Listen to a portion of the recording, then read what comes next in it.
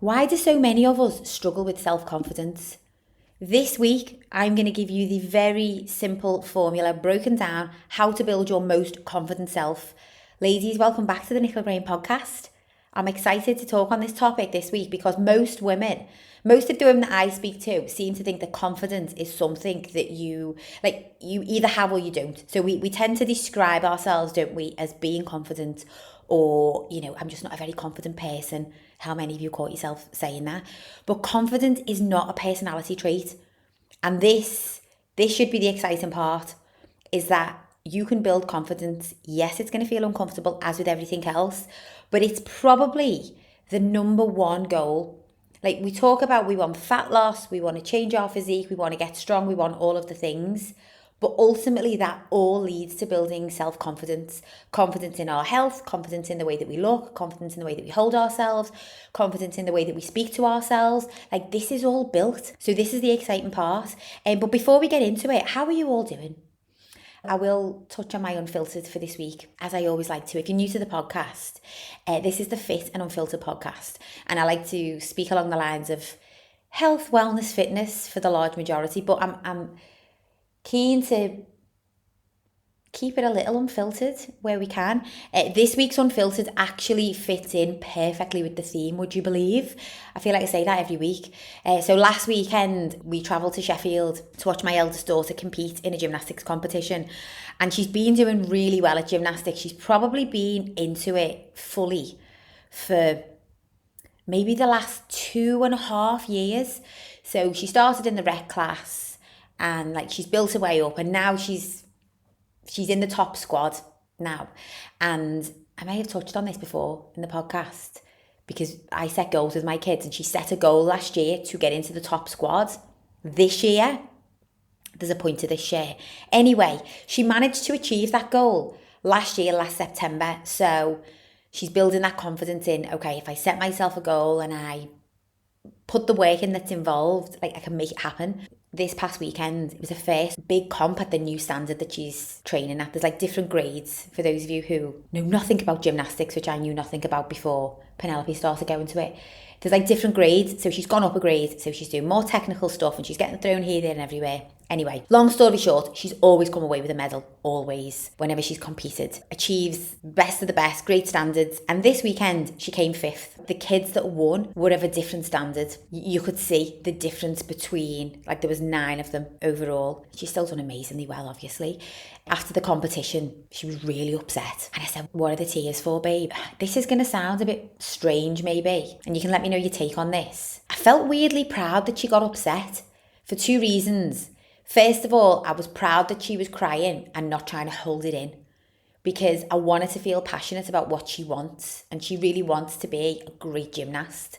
So as with all of us, and I think as we get older, I don't know, we shy away from showing our emotions around the things that matter most to us. We just accept defeat too easily, I think, in older age. So I was really proud of her that she got upset and emotional for that reason, because I know how much it means to her. But also, I felt proud that she wanted better for herself. Maybe that's both of the same thing. So anyway, I asked her what the tears were about. And she said, I just wish I could do it again, Mum, and do better. We had that whole conversation around, she's competing again in another couple of weeks, so she's going to get that opportunity again. And she's, we had a good conversation back and forth. And I try my best not to give her too much input and just let her speak. I listened to quite a few different podcasts and kind of built up a little corner of the internet on my Instagram where I'll follow child psychologists and, how to manage different situations, because I'm really interested in this stuff. And I don't know if any of you listening are the same, but, generationally, things have changed massively, haven't they, from when we were kids? And so the things that our parents may have said to us, now we realise that oh, okay, we want to say things different to our kids because we want them to feel different in how they show up. So I try to just let her listen as best that I can. And she just said, I've never not got a medal before, Mum. I just wasn't expecting that. I was genuinely expecting to get a medal. I've never known anything different. And she's 8, so I can't go into too much deep talk with her, but I just said, babe, this is the part that builds the resilience. When you were doing those lower grades and winning gold medals, you would have given anything to have progressed to the point that you're at now, and now you're doing it. Now you're doing the thing. And this also applies, I say this to clients who've maybe come a long way in their fitness journey. And it's like when you reflect back, you realise I'm living the part of the journey that I was aspiring to not long ago, and now I'm in it. And I was trying to talk to Penelope about this is how we build character and resilience. And like we watched the video, and we watched, the replay of her routine a million times over, as we always do. And already she was looking at it and she was like, right, okay, Mum, I can see where I can do this differently, and I can do this, and she watched it back and she said, wow, I felt like I performed that so much better than it looked. And I was like, great. Isn't that a great position to be in? Because if you'd have felt like you'd have given your 100% flat out and you came fifth, then we'd be in a little bit of a conundrum ahead of this next competition. But you know where the room is to progress. So let's make it happen, babe. And anyway, the tears and the upset and stuff, it continued on for the afternoon. But at the same time, I was also really proud because she stayed. You could choose to leave or you could stay and, congratulate teammates and watch your other teammates and stuff, which she did. Like, she's absolutely in it for her friends also, which is just gorgeous to see. But yeah, that's my little anecdote, unfiltered share this week. It was a bit of a tough mum moment because, of course, so me being a coach, I feel as though that mindset side of striving for better when it comes to like sports, that's built in me. And so whereas my mum probably would have said to me, there was nothing wrong with your performance and it was great and you couldn't have done any more. Like, I didn't say that to Penelope because she did do fantastic, but we look back at the video and it's like, okay, we've got room to grow. Isn't that an exciting place to be? I would love your thoughts on this. It's always a bit of a minefield as a parent.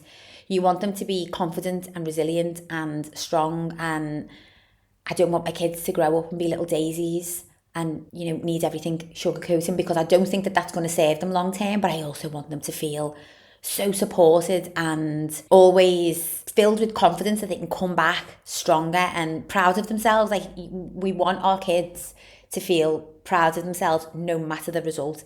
We know that it's not the medal that matters, although, in these competitions, it does make the difference. That's another one. And again, I would love to know your feedback on this. Do we think every kid should get a medal for partaking? I'm of the camp that doesn't believe in this. I think there should be a winner and then runners up, or losers. Maybe that word is a bit harsh, but I was like that as a kid. Has anybody seen that Bluey episode with Pass the Parcel?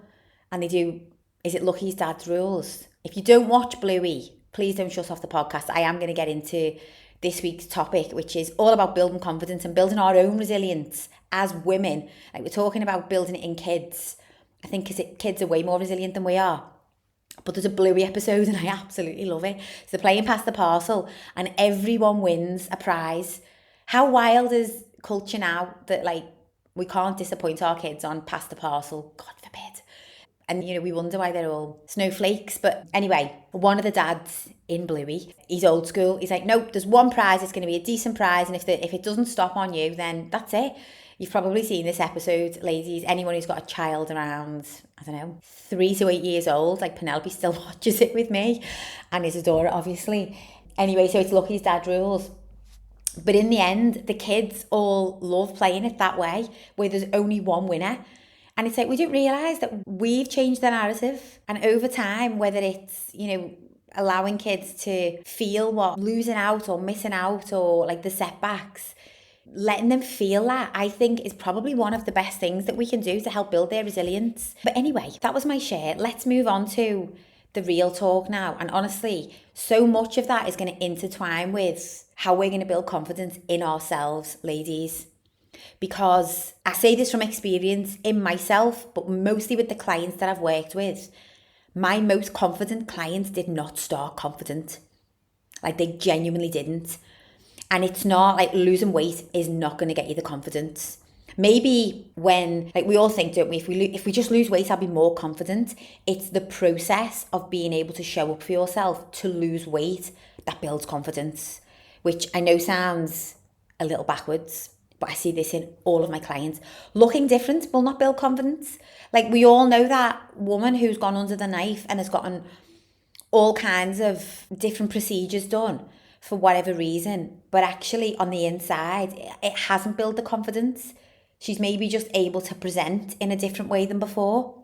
Feeling motivated all of the time, like chasing motivation, this also, it doesn't build the confidence. It's genuinely built through our behaviours and actions. But I've got a real exciting piece of, well, a penny drop, mic drop here, is that the behaviours have to start small. And I know you've heard me say this and you might be thinking, here she goes again. She's dressing up the same information in a different version. Well, to a degree, because there's only so much beating around the bush that we can do. But at the end of the day, the message, it's always the same. We just interpret it in different ways. So think about it. Think about all of the reasons why we might convince ourselves that we are not able to prioritise ourselves because we're busy. And this is not excuses. This is genuinely how it is. We're busy. A lot of you listening, a lot of my clients, we call it high achieving. I actually don't like that phrase anymore because it just seems to be so overused, but maybe it just is in the little bubble that I've created for myself because it feels as though it separates. But high achieving, if you are raising a family and you're keeping your home in order and everybody is fed and happy and, you're managing to prioritise your own health and show up in a certain kind of way, that also puts us into the same bracket like high achieving. But of course, on paper, it is these women who are out there, you're running businesses, you're leading teams, you are doing all of the things that you are spinning many plates. And so you're very used to being competent in these areas of life. Like we show up, we're able to push harder in order to build that confidence. But then when it comes to like our own bodies, our training, our nutrition, we're just so unsure.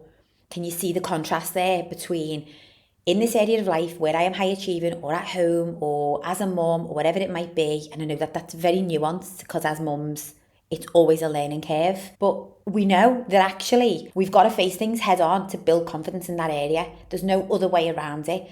But then when it comes to our health and our own body goals, we're not really sure that we're ready to do that. We're not really sure that we're ready to push through discomfort. But that is where the confidence is built, ladies. The evidence is there in the other areas of life.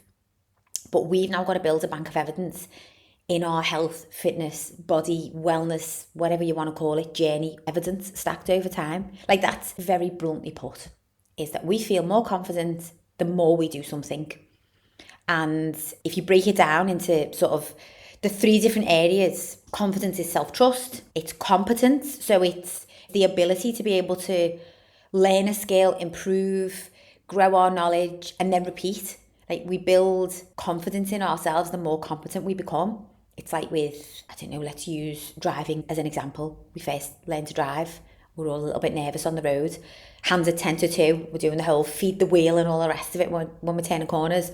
And then before you know it, like we just become more competent.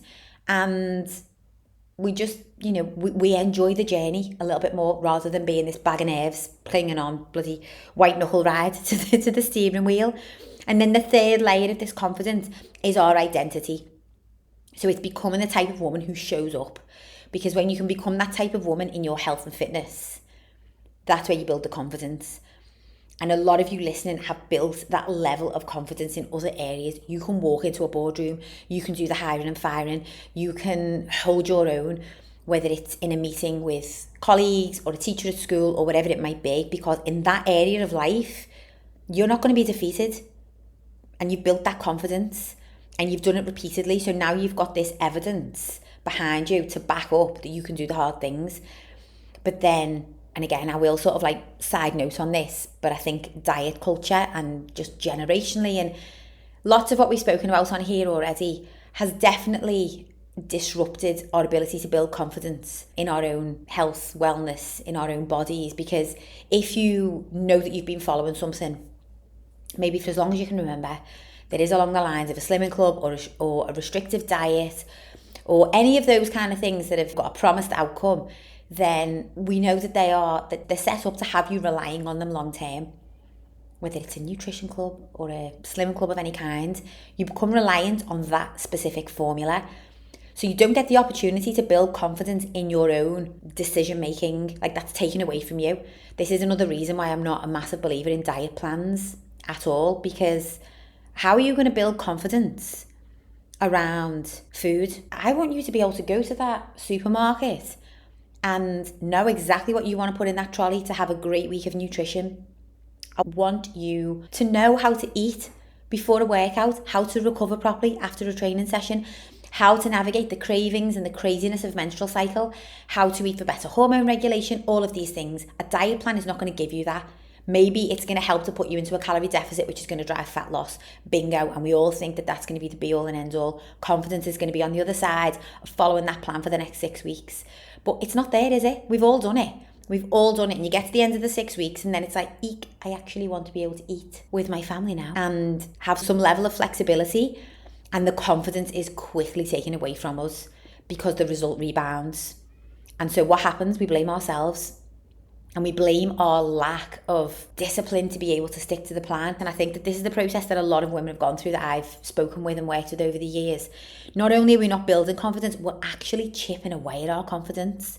We're almost going in the opposite direction. But like some simple things, I've referred to a lot of the clients that I've worked with who have grown into this most confident version of themselves didn't start that way.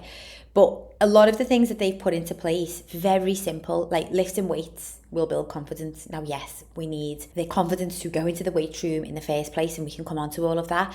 Logging food actually builds confidence on some level. I don't think it's necessary long term. We don't want to be having to whip MyFitnessPal out at every opportunity. But in the interim period, if you're going to show up and you're going to do the things that you said you would, and you really want the result, you're not just saying that you want it, you really want the result, then logging your food and staying accountable and understanding what you're putting into your body and how many calories is actually in that big tablespoon of peanut butter and how many calories is in that, mouthful of food that you keep eating every night off the kids' plate. Like that helps to build confidence because you're putting yourself in the driver's seat, essentially. I tell you one that's been really confidence building for me, and I still probably need to practice this a little bit more. It's having hard conversations. Having hard conversations, speaking what's on your mind, rather than just being vanilla is how I would describe it. Like kind of just being okay, just being nice. Vanilla's okay. I'm not going to be ordering it off the menu, but if it was given to me, it's fine. It's neither here nor there. But actually, speaking up, moving away from being vanilla, speaking your mind, speaking clearly about the things that you want, the things that you will tolerate, the boundaries that you want to set. And I'm not saying we've got to be aggressive with our opinion or any of that stuff, but this really helps to build confidence. And then the other thing, which I know has helped to build my confidence a lot, and definitely I see this also in my clients, is training on your exercise, getting your workouts done on the days when motivation is low. This really helps to build momentum and confidence. And I think that's the element that ties into identity. It's like when you start getting in on the days that you don't feel so motivated, and even like you've got the ability to adapt the workout. So something I'll do with all of my clients is I will help them understand how to adapt a session. If you don't feel particularly great today, don't worry, let's get you into the gym. Let's build the habit, because that's where the confidence is going to be built. We need to keep showing up the way that you said you would, or you're never going to believe in yourself. So self-belief, confidence, it's all of the same nature. So actually training on those lower motivation days gives you that confidence of like, oh, I am building this identity. Like I am that woman now who shows up, whereby maybe before you wouldn't have identified in that way. And I think the reason, again, like I'm reflecting back on clients that I've worked with and also just knowing myself, like the reasons why so many women feel unconfident. And again, it's not a personality flaw. It's not something that you're born with or you're not. I mean, I've spoken with some clients and they can actually pinpoint specific times, and they choose to share this with me. I'm not even trying to get it out of them, but they can pinpoint very specific times growing up where their confidence has just been like knocked out of them, whether it's from like a peer or a parent or just somebody who was in a position of authority at the time, and they remember it and they feel as though by the time they get to me, we eventually start working together. That's the thing that we're working on. Like in the background, yeah, we're trying to drop body fat, we're trying to get in unreal physical condition. I know I talk a lot about health and managing all of the things, but we also want to look amazing. I'm not under any illusion. I just don't feel like that's what we should be chasing. I think if we optimize all the other good stuff, the byproduct is we're going to look fantastic. But with a lot of these clients, yes, that is the goal. That's the outcome that we're striving for. But where we are working from the foundations up, we're just building confidence. We're building the confidence not to self-sabotage every time you feel emotional, not to lean into the wine every time you feel stressed. We're building the confidence to get in the gym. We're building the confidence to lift heavier. We're building the confidence to have these hard conversations. Oh my gosh. If you are a client of mine, or even if you've listened to many of these podcasts, you probably know I'm big on holding boundaries. And the only thing I can say from my experience, ladies, is it does get so much easier because it becomes a part of expectation. The boundary that you're going to go home early, or maybe you're not going to drink or eat as much, or whatever it might be. I know that they're very generic fitness related examples, but once you start to set boundaries and you show up in that way consistently enough for long enough, it just becomes the standard. Like, you've set a new standard. So if you're listening to this right now and you're thinking, I'm not the most confident woman in whatever area it is, have a think on how many of these you actually relate to. So, because I've written down like a couple of reasons why, from my perspective, why I see women lack confidence. Normally, because they're breaking promises to themselves repeatedly. So we're saying we're going to do something and then we just don't do it. And it's not that we don't necessarily want to do it. Maybe some people don't. I think we like the idea of transformation more than we actually like the idea of committing to the process. But, you know, we say we're going to go to bed early. We say we're going to get up and get that workout. We say that we're going to do the 10,000 steps every day. Like, this is basic stuff for a healthy lifestyle.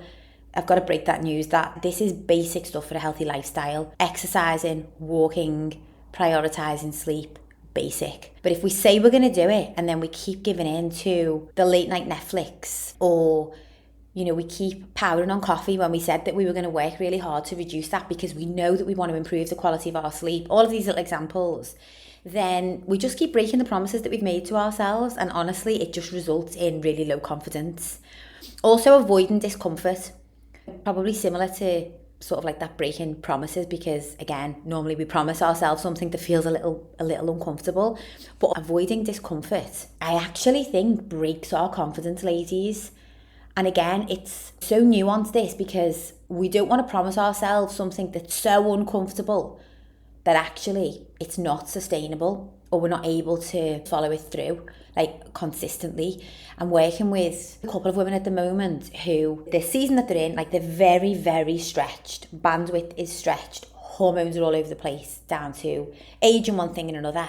And I said to one particular client a couple of weeks ago, because she was very overwhelmed just by life and the pressure that she puts on herself, and she so wants to be the woman who shows up in all of the ways. And I said, okay, well, we've got to think to what your goal is here. So the goal is to look and feel a certain way for these X amount of reasons. I don't want to give too many personal details away. When you break it down, you can do this for yourself. You break down specifically what your goal is, okay, and why that's important. And normally, the route to getting there is way more simple than we're making it out in our minds. And so for this client, we have had to make the most simple daily protocols to build confidence. And that is, I am saying, you're going to get up 10 minutes early and just give yourself 10 minutes to make a coffee, to think, to stretch, whatever. Like, we're not pushing it to getting up and doing a workout, but we just want to give you that headspace. And we've put a few other very, very simple protocols in to help her feel more organised, less overwhelmed, bit more of a spring in a step. Just, we need to build that self-assurance that, like, okay, I can do this. This is not, I don't need to move mountains in week one. My goal is, it's a lifetime of health and happiness. So in week one, I do not need to be doing all of the things. I can start small. Where am I struggling most? Well, I'm overwhelmed and I feel really disorganised. I feel like I'm chasing my tail and I haven't got bloody 5 seconds in the day to myself. Okay, perfect. So let's bring some organisation in. Let's give you that opportunity to feel like you're in the driver's seat. And then we're going to build confidence from there, because once you realise that you can do that, then you start to build this trust in yourself of like, okay, I'm going to make another little promise to myself now this week. And this might sound like it's starting small, and it is, but that is how massive momentum all of a sudden is built. It's like that snowball analogy that I've used on here before. You start rolling a snowball and it's so small you can barely see it. Like, it's just about fits in the palm of your hand, and you start rolling it and it's really small, and then it starts getting a little bit bigger. And then all of a sudden you turn around and you've built the base for a snowman. Like we've got this monumentous build up of just consistently one small roll after one small roll, and that's genuinely the formula when it comes to building the lifestyle. Women who chase motivation instead of structure, this is a surefire way, ladies, to break our confidence. So rather than this is the plan that I'm sticking to, and I'm going to stick to this structure, framework, plan for the week, we chase motivation. So shiny object syndrome is what I used to call it when I was a PT on the gym floor. And it's like when a new piece of kit would get delivered in or something, and like we feel as if we've got to jump onto that next, and then we've got to be doing this, and what are they doing in their workout, and what's the latest workout on Instagram, or what's the latest influencer eating or doing or whatever, and we jump from one thing to the next because it makes us feel motivated in the moment, but it actually breaks our confidence in ourselves because we're unwilling to stick to a plan, follow the structure, relying on external validation. This is a tough one because we all like to be acknowledged, don't we? Like we do. We like to be acknowledged for the effort that we're putting in, even if it hasn't started to show yet physically, even if, I see this again a lot in check-ins. Like some of the biggest wins are comments that other people have made. And it's important to acknowledge that because I think dependent on who the person is, if it's your partner or it's one of the kids, or like these comments, as much as we can't take them to heart, but they do mean a lot. They mean a lot to us. Like we're human. We'd be daft to say otherwise. We've got to be so confident in ourselves first, and that's all that's got to matter. And I think it's becoming harder and harder just in the world that we live in because so much of what we see it's now AI generated, so it's not even real, or it's airbrushed, or it's, it's the best shot of 50. I've definitely done that, ladies. Like, let's not sugarcoat my Instagram. Back in the day, probably before I had the kids, like I was, of course, you're standing there and you want to take that perfect photograph to post. So if if your makeup's not perfect, or you're not looking at the camera, or you're not holding your tummy in properly, or whatever it is, but that is what our feeds are made up of. It's just these perfect, wrinkle-free versions. And so now to have this absolute belief and self-love and just this internal knowing, a lot of it is really just blocking out the noise and the external validation. We can appreciate the comments of others and we can enjoy them. But we've, first and foremost, what's that saying? This is going to sound, that saying, don't get high on your own supply. It's probably a Scouse thing. So if you're from Liverpool or the Northwest, then you might have heard it.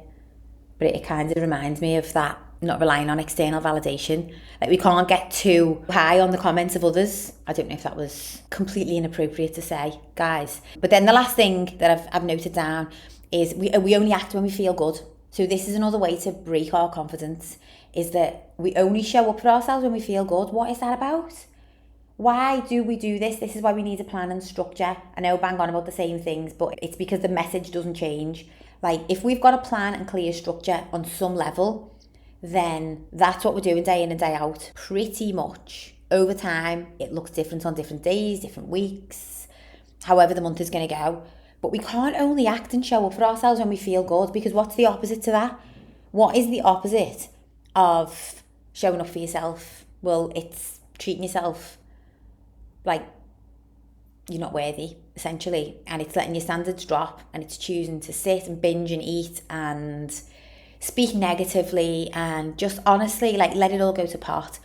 Everybody else is doing well and everybody else is looked after, and I'm going to feel good about that, but I'm just going to allow myself to just wallow in this feeling of I'm not good enough. And then if this feeling eventually shifts, I will get back to going to the gym. Ladies, we've got to break out of it, because the negative self-talk, let's give it a name. She's never going to go away. She's always going to hang around with us. Like, she's part of who we are. And sometimes she doesn't mean any harm. She is the negative Nelly on the shoulder. She doesn't mean any harm. Trying to keep us comfortable a lot of the time. Trying to remind us that it's okay to eat the chocolate when you've had a stressful day. It's okay to have the glass of wine. Life has been hard. That is a comfort zone that we do not need to be friends with. But she is not going to go away magically overnight. So we just got to get better at acting on the plan, whether we feel good, whether we don't. Okay, so let's break it down. The confidence formula. The formula that you need. Very simple. 3 simple steps to build confidence. Ladies, I know that you listen to a lot of podcasts. I know that you probably hear all of this talk all of the time. How to improve your health, how to train smarter, how to build your confidence. I want you to take this to heart, because I genuinely say this: if you plug these next 3 steps in and you are able to follow through, you are going to tap into a new level of confidence. And so no matter what that scale number says, no matter what anybody around you says, you are building internal self-confidence. So by the time the summer comes and you want to get by that pool and you want to do a dive bomb and you just want to enjoy yourself and you want to dress the way you want to dress, you want to carry yourself the way you want to carry yourself, we've got to build that level of confidence. If you've not already, save this episode. You're going to need to listen back and maybe make a note on these next 3 steps. Okay, first of all, we are going to decide the standard, not the outcome. We're going to decide the standard, so the behaviour. So we're not going to commit to, I will lose 10 pounds. We are going to commit to a series of behaviours. Okay, hopefully this series of behaviours is going to drive a 10 pound loss. Majority of the time, it's going to drive more than you could have imagined. Example, I am going to commit to 3 sessions in the gym lifting weights a week. I'm going to commit to 8 to 10,000 steps daily. I'm going to commit to protein in some portion at every single meal. And I'm going to commit to being in bed at 10:30 every night. Now, we live by the 80-20 rule. So 20% of the time, if we try to do this perfectly, then we're going to feel like we're on off the wagon. Don't forget, we don't want to fall into that trap. We're 80-20. There's going to be 20% of the time when you're not in bed for 10:30, you didn't have protein at your last meal, and you know what? Maybe you only got 2 strength training sessions this week, and it happens. But that 20% of the time is a small amount of the time, ladies. I think too many of us bend this one, and we're doing 60-40. It's got to be 80-20. And if you're good at the 20%, so you're good at the days when things are not perfect, then invest the time and energy in yourself to build up this 80% threshold.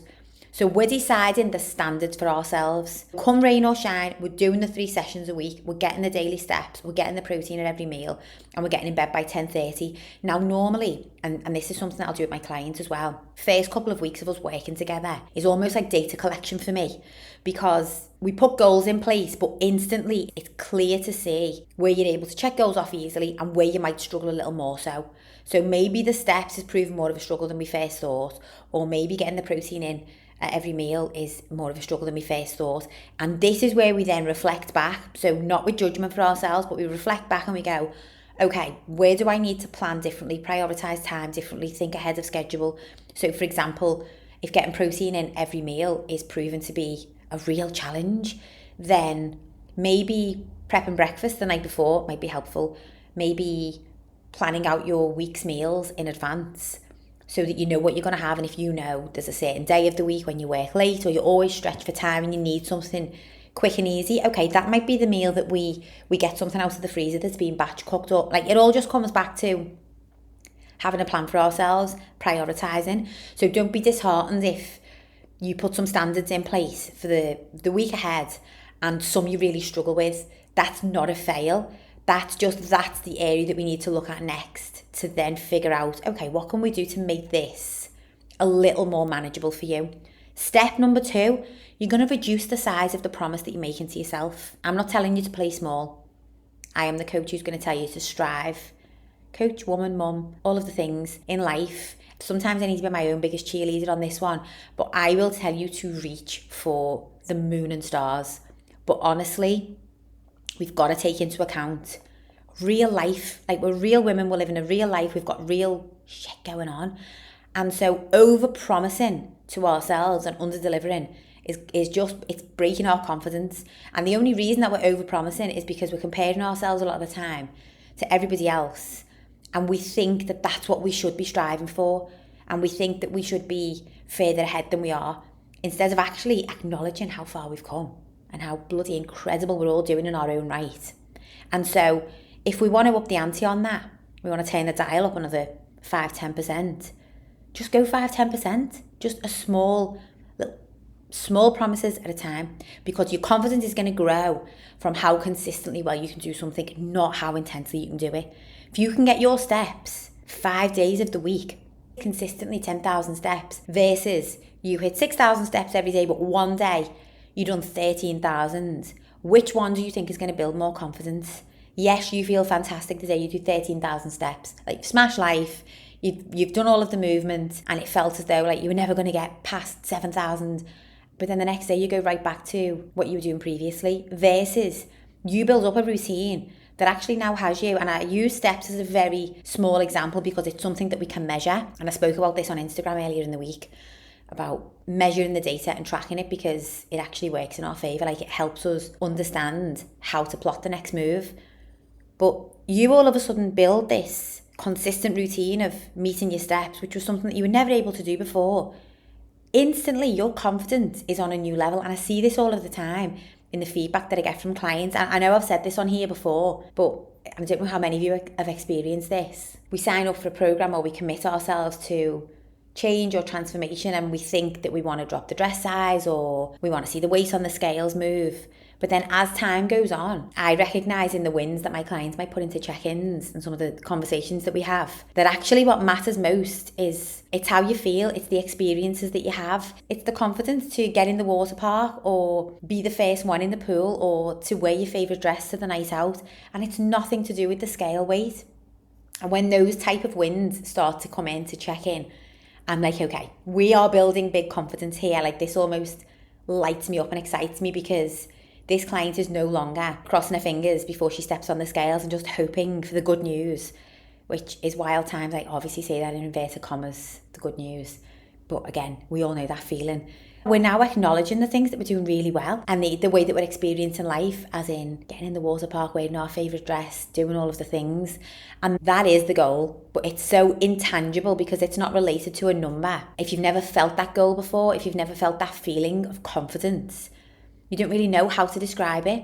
So we almost do have to make these little small promises in order to build the momentum. Number 3 is the uncomfortable one. So write this down and underline it. Genuinely, do it. Repeat when it's inconvenient. Ladies, if we want to build confidence in ourselves, we have to do the things when it's inconvenient or when it's uncomfortable. This is the key. This is the key of them all, because confidence is built when we train when we're not motivated, as I've said, or we feel as though we're tired, and I'm not obviously encouraging you to train when you've got zero energy, but at the same time, we build energy through movement. You meal prep when you would rather just get a takeaway. You know, you make yourself a nice healthy meal. You go to bed instead of scrolling. You show up when no one is watching, no one's clapping for you. Like, you just show up and you get it done. Genuinely, those are the areas where the biggest confidence is built. So I'm going to say them again, because if one of your goals is to build confidence and build a healthy, thriving, fit, athletic, strong, confident body as a byproduct, these are the areas that we need to be looking at. And that is number 1, decide the standard, like set the new standard for yourself. Get those behaviours in line that you know are going to align with the outcome that you want. But the outcome is not what we're striving for. We're striving for the behaviours. We're then going to reduce the size of the promises that we make to ourselves on a daily basis and adjust accordingly. And then we're going to repeat when it's inconvenient. We're going to train when we're not motivated. We're going to eat according to the goal, not according to our feelings. Probably the toughest one to do, actually. Can you imagine how good you feel the more that you manage to overcome that one? Like, not eat your feelings and stick to the plan. Like, oh, I felt lousy, I felt stressed, but I still ate the meal that I'd planned because that was what I said I was going to do. That is the confidence in yourself that, like, oh, I can do this. I can actually transform, and I can have all of the other stuff going on in the background. And I felt like it wasn't going to be doable, but now here I am showing up for myself and doing the things that I said I would. Because it's, when we talk about the identity piece, and it's huge, ladies, that the identity really is. And again, it's a word that I use a lot, but it's who we see ourselves as. And this identity it's built through repetition. It's built through the things that we repeatedly do, the way we repeatedly talk to ourselves, the boundaries, standards that we hold for ourselves, you know, the actions, the behaviours, like all of it, it builds a part of who we are. So I hope this week's episode has been helpful. I'll bring it back to, as I always do, the 3 pillars, which is the strong body, the clear mind, the thriving lifestyle. Like, when we talk about confidence building, it's got to be a part of that ecosystem, ladies. So lifting the weights, taking yourself into the gym, taking yourself out for those daily walks, like lifting weights physically builds strength, physical and psychological strength. And then if we want that clear mind, then we've got to think, keeping these commitments, it actually reduces the internal chaos. So we talk about overwhelm, and this is normally the starting point of a lot of clients when I first begin working with them, is that they're very overwhelmed because there is a lot to do and there is a lot going on. But actually, we're not making it any better for ourselves by feeling that we need to be doing all of the things at once. And so by just making these small commitments and sticking to those small commitments helps us to just block out any other noise, because everything else genuinely is at this point noise. It doesn't matter if you could be doing it, should be doing it, whatever else. It doesn't matter. That's not part of the plan right now. If it needs to be later down the line, great, we'll come back to it. But right now, that's noise, and that is distracting you. It's distracting you from the next step forward. And then the lifestyle, the thriving lifestyle, this is where the confidence eventually, it changes how you show up in work, as a parent, in relationships, in social settings, when you're on your own, like in our own minds. I don't know if any of you even give yourself headspace to just think and just be in your own thoughts. I'm trying to practice this more, aren't I? As one of my goals for this year is not to constantly have to be stimulated or listening to something, or, I'm definitely that person who I would read a self-help book to get me to sleep. Like, I'm constantly striving to just fit as much into the day as I can, is all I can describe it as. But really, the headspace is productive. But how many of us fear being alone in our own headspace because of the way that we think and talk to ourselves? So we want to build confidence in that area also. So simple action for this week, ladies, simple takeaway. The question, where are you waiting to feel confident? Where are you waiting to feel confident before you take action, genuinely? Classic is that you are feeling like you want to feel confident enough to go into the weight section before you lift the weights. I want to lose a bit of weight before I go into the weight section. Wrong way around. You go into the weight section and then your confidence will come as a byproduct of doing it.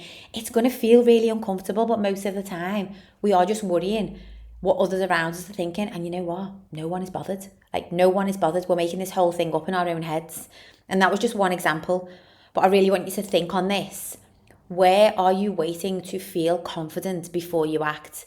I'm really feeling this question, like internally feeling it as I'm saying it. And I'm like, oh, Nick, you need to start acting, girl, because there's areas for sure for me that I need to just act and stop waiting for God knows what to put a rocket up my bum. Like, the confidence is going to come once we take the action. So this week, pick one small daily non-negotiable or area where you know that you need to get uncomfortable in order to build that confidence. The discomfort might be the 6 a.m. alarm. It might be the lunchtime walk. It might be the hard conversation. It might be holding the boundary. It might be reducing the alcohol. The list could go on. I know I always give the very same generic examples, and maybe I want you to move away from thinking about that and think about you in your current circumstances in life, and what are your goals right now? And what is the one uncomfortable, small but uncomfortable, non-negotiable daily task maybe that you can make? Keep it small, keep it daily, next 7 days. Watch how the confidence is built. Keep me posted. As always, ladies, if this has been an episode that has resonated or you've enjoyed this episode, it massively helps the podcast if you give us a like, give us a thumbs up, and if you share, even better. And if you're not already subscribed, please subscribe. We are coming back to episodes on YouTube as of the spring season, which is March, which is next week. So thank you for bearing with, listening to us on the audio. I appreciate you all. I appreciate your feedback, your comments. I appreciate you subscribing to the podcast, and I shall thoroughly look forward to catching you all on next week's episode of the Nickel Grain Podcast.